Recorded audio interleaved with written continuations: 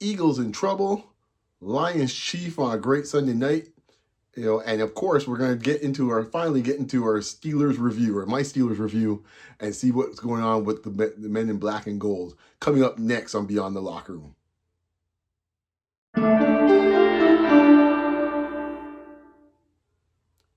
So this week 6, we have some interesting matchups.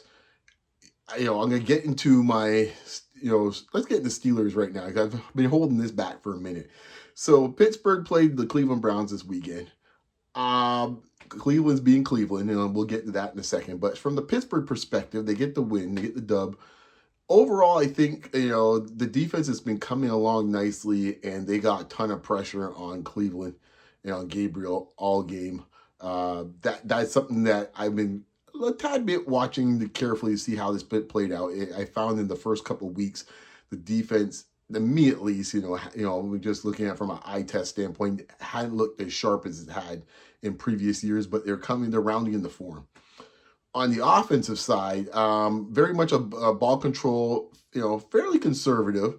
Compared to last year, we were throwing a lot of deep balls, and not as much. We are finding opportunities. As much as I'm not a fan of Rodgers, and you know how I feel about Aaron Rodgers, but for what they've asked, from him, I think he's delivered on that, which is like essentially ball control at this point. He gets the ball up quickly, puts a lot less pressure on the offensive line. And, mixing up and finding those deep hitters once in a while, and he with his accuracy, which he still has, he's been able to really maximize those opportunities. Also getting DK Metcalf, finally getting actually a true number one compared to what we've had in the last 3, 4, or 5 years. It does make a big difference when you have that, because it obviously creates a lot of gravity out there in the secondary where everyone's watching that guy, and you have other opportunities around the field. Especially for opportunities for Freiermuth, streaking down the middle, stuff out to the backs, different ways to attack now, because you have that guy who draws that type of attention. And I think also too, just having the backfield now without Harris, where you have much more explosive opportunity for big plays. And I think that's something which was missing. Warren was able to give you some of that, in the past, but now to have more opportunities to do it with all the playmakers they have now, it's just it does give the Steelers a little bit more potency at times. So before, it's not been, it hasn't been, from a total point standpoint, hasn't been anything where it's jumped out too much at you with the numbers, but they've been good enough to sustain drives, keep the defense off the field, and that's what you're looking for. So I think, from a Steelers standpoint, Tomlin's probably loving it, because it's the type of team he kind of likes. It's based on the defense, but the offense in this case is being able to control and be physical and make sure they control the tempo of the game. And of course, we have one of the best field goal kickers in the league, so that always puts a lot less pressure on you. That once you pretty much get to the 40-yard line, you potentially have just automatically 3 points in the bag. So I like where it goes with the Steelers. Are 4-1 right now, and if you told me after 6 weeks we would be at the top of the AFC with the Bills, that's not what I had written up at the beginning of the year. But now I think the Steelers can get greedy now, considering how the division looks, with Lamar still on the mend, Burrow out, and then of course Cleveland being Cleveland. I think that division is Pittsburgh's to lose at this point. Hopefully, football's a fickle game, so there's always potential for different things to happen. And disastrous things that happen. So, take it week by week, and so far the Steelers have been doing so. So I like what I see from the black and gold. On the other side of the ball, Cleveland, just want to make a point on that.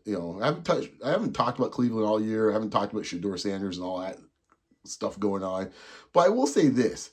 Kevin Stefanski and the Cleveland Brass had mentioned, it kind of leaked out there. It's like the kid's not ready to play, and he's not really ready to be an NFL quarterback, and blah blah this and blah blah that. And that's fine. If you feel so be it. But since that's happened now, we've now seen Shedeur Sanders, who supposedly is not ready now, move up to now be the backup quarterback now, coming from the depth chart of being 4th or 5th on the depth chart now to number 2. And what I find interesting is that in that same game, this weekend, one of the things that was one of the critiques of Sanders was, he doesn't get the ball out fast enough. That's really the reason why in this case he got picked so low. It's like, okay, fair enough, right? And then you had that preseason game where it was pretty much a disaster. I think they're playing the Rams, but you're just getting swallowed up. Fair enough. At the point you say, okay, you know what? Maybe that's what it is. Maybe he's just not ready. He can't get the ball out fast enough. He's not making the reads quick enough. Fair enough.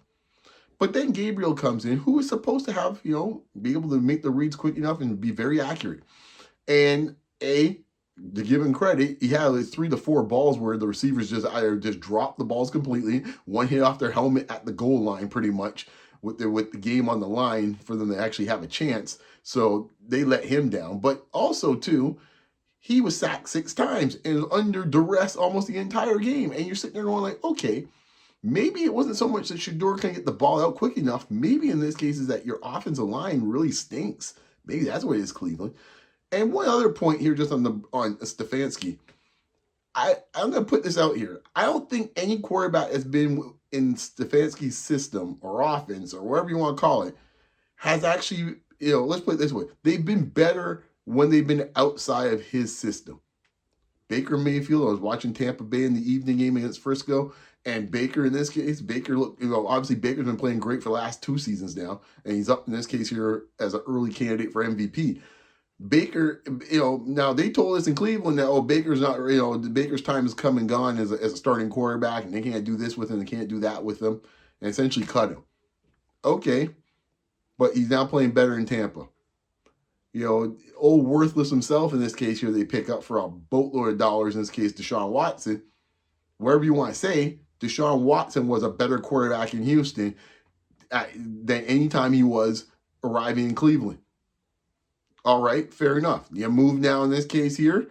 We see what they're doing with these 2 kids right now. Heck, even Flacco seemed to look better in Indianapolis than he looked like here in his time in Cleveland. So maybe, the quarterbacks aren't as bad as we think they are. Maybe one of the problems they have is that maybe the coaching is really not where it needs to be. Just put a pin in that. We'll come back to that later in the season, because I do think Sanders is going to get his opportunity probably in the second half of this season. So we'll leave it there for now with the Browns. And I said before, I love where the Steelers are at right now. And they're putting themselves in great position to control their own destiny for the rest of the season. Number 2,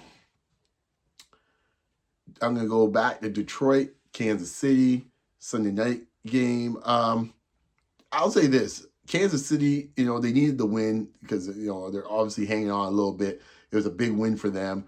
And they kind of put themselves with how the schedule looks in the next 5 or 6 weeks, where they can make some hay. And, they're playing a lot of AFC teams, a lot of teams in the division. They could make some hay and get right back in this thing. And their offense was methodical. I wouldn't say, it was one of those games like do no harm. I think Andy Reid took that approach. They wanted to make sure they were solid on all fronts, make sure they could try to attempt to run the ball more, which, give or take, they had a little bit more success. But definitely they're looking to try to get more ball control offense and then eventually hopefully that opens things up deep. But they were I found them very methodical, very clinical how they went about things. Defensively, they're kind of look like the old defense of the Chiefs last year, where they're getting after it with 4. Once in a while, Spags was bringing the blitz again. They were much more aggressive than say what they were early on in my mind in the season. So, a good win for KC. From the Detroit perspective, is one of the things I mentioned earlier on when I discussed them with the Packers game. That defense is questionable at this point for Detroit, and it's been their offense in this case. Everyone talks about how that got short-circuited in the playoffs. Goff was tossing the ball everywhere. It wasn't pretty. But that defense, though, wasn't, it kind of got hidden behind all the Goff mistakes in the playoffs last year. That defense was... It was rough, and I don't think it's gotten that much better. And by the way, Branch, man, what's up with that after the game, man? Dude, just dap up folks and go about your business, man. You're making a big thing. We got brouhaha right in the middle of the field. I love the referee's perspective. Props to the refs. The refs are like, listen, we come here to deal with a 60-minute game, and we're done after that. What you knuckleheads do afterwards, that's your all business. Your coaches will figure that out. We're going in the tunnel. We're done. So props to the refs on that one. I don't blame them one bit. But Detroit has some issues. I said before in the past, I respect and I like Dan Campbell a lot. I like what he's about. I like how he deals with his team. A lot of other ways how he manages in this case, and how he thinks of the bigger picture in a lot of different ways. I like that about him a lot. And I just think right now there's I don't want to say the dam's about to burst on Detroit, but there is something that's a nagging issue that I think it might get exploited as the season goes on, as they play a stiffer competition. And I think that's something that if you're a Lions fan, you have to be very wary of, finding ways to shore up that defense. You know, Aiden Hutchinson kind of got corralled a little bit. They pretty much single covered him a lot of the night, and once in a while they chipped him. But like, that's the part that I thought he would be able to apply more pressure in this case here. But good job by the offensive line there of KC. Collins was showing a breakdown. Can never forget the young man in this case here that's their tackle. I try to remember off the top of my head, but he did a fine job getting, making sure he, kept Hutchinson wide and didn't get anybody really on top of Mahomes. So yeah, it's an interesting battle between those two teams, and we'll see where things go with both of them, because I think they're two of the more intriguing teams as the season goes on. Game number 3. I didn't think I'd be talking about these guys so quickly. Eagles, G-Men. My goodness. Wow. A couple weeks ago, I did a pod saying, I just put the question out there: are the Eagles a dominant team, or are they, when they're 4-0? Lo and behold, I didn't know I would have the Madden curse or the SI curse, or the moment I put the podcast out, they lost 2 straight. Philadelphia, but even at that time, I mentioned one of the things to be concerned about was this Jekyll and Hyde kind of like schizophrenic offensive mindset they have, where they don't seem to have an identity of what they want to be on offense. And I think now it's starting to bite them into what at this point. I don't know. It's a weird phenomenon, which I don't get. They have enough confidence. The coaches have had enough confidence in Hurts that they let him throw all over the place in 2 Super Bowls, where he pretty much, if you had to combine the 2 Super Bowls, he's outplayed Mahomes. You combine the numbers for both Super Bowls. He pretty much made one mistake in the first Super Bowl, and then pretty much after that, he and Mahomes were almost like a draw at that point, except for that one mistake, and pretty much in some ways turned the game around. Same thing, and in the second one, he was easily better than Mahomes. And now you're sitting there going like, okay, that same quarterback you guys put so much trust in the Super Bowl, and throwing it all over the park. All of a sudden now we get the Game 6 now, a random game against the G-Men, and we're just barely throwing the ball, and Hurts goes in these waves where it's like, that pick, man, that was a horrible pass. You can't throw that dead duck out in the flat like that, man. That is easy money. Loose change in this case for the secondary, man. So I don't know what's going on with Philly. Barkley hasn't quite looked like himself this season. I mean, the receivers are grumbling. I mean, hey, look, man, you got to make plays if you're going to get the ball. But, I guess if I guess the other way to look at it is you don't get the ball that much, start getting rusty. I don't know what to make of it. They have talent all over the field. I think Hurts is a very good quarterback. I do think he's a top 10 quarterback. He's not, up there for MVP, but he's definitely in the top 10, made the bottom half of the top 10. And, they need to be better than this. On the other side, I mean, the defense has had moments where they haven't looked that great either. I know Carter's been in and out of the lineup stuff, but they got enough talent on defense that one guy shouldn't make that much of an impact. And it's not like the Giants are world beaters. You're dealing with a rookie quarterback. Old Cam Scatterboo get 3 touchdowns on you. I don't know what to say more, but Philadelphia, they need that bye in a hurry to get things sorted out. Quick point about the Giants. I said this a few weeks ago when discussing Russell Wilson Hall of Fame status, which is a joke. He is going to be a Hall of Famer. He is a Hall of Famer.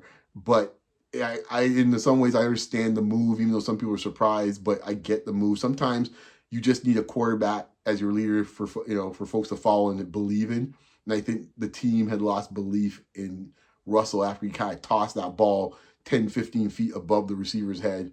In that Sunday, I think it was a Sunday night or a Monday night game, I can't remember, where it's dude, you just can't. You gotta give your receiver a chance, man. You can't just toss it out in the end, out in the first row stands on the last play of the game. You can't do that. So I think that kind of call it a day for Russell. Unfortunately for his sake, I don't think he's gonna be able to start again in this league. I know there's a lot of questionable quarterbacks out there, but I think folks will move on with a younger guy in that position moving forward. But I think, Dart's showing, the guys believe in him, and he's making some throws and plays that right now at this point, Russell, in his late 30s cannot do. And that limits your offense. So, hey, the G-Men are back in business, and we'll see where things go with them. So that is going to be a fascinating story to watch what happens there in Gotham. just a couple of locker room takes. I will do my Seahawks review or recap pretty soon, the next couple of weeks. I've been watching them.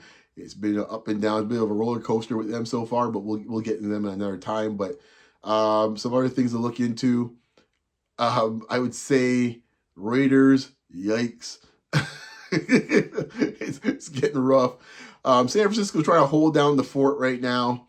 I mean, Matt Jones hasn't played too bad, but like they hope you could call him whatever. What's his name, Mr. What's Brock Purdy call himself again? I can't remember, but in other words, I try to remember what his nickname, his self-proclaimed nickname is. But they need him in this case fast, because I don't think they could hold things back much longer in San Francisco. Fortunately for them, the Rams have lost some games in this stretch as well too to keep things tight. So has the Seahawks. So it's that division's kind of up for grabs at the moment. I think right now. It doesn't seem like there's any dominant team right now where it's like, ooh, that's the team to beat at the moment. I think everybody's got a major flaw or two on their squad, even if they're a pretty good team. Sometimes their defense, sometimes the offense, as I mentioned with Philadelphia. So there's really up for grabs this year at this point in the season. A third into it makes it for a fascinating last 2/3 of the season. I am looking forward to it. I'll leave it there. You know where to find me always. Check me out weekly on Basketball Rewind, as always, with the fellas. Raptors season, NBA's coming up soon, guys, in about a week. And also, you can find me on all my social media platforms, as usual, on that thing called X, Blue Sky, Facebook, and of course, right here on YouTube, where you can like, comment, and subscribe. We always appreciate the support, man. So talk to you guys next time. Peace.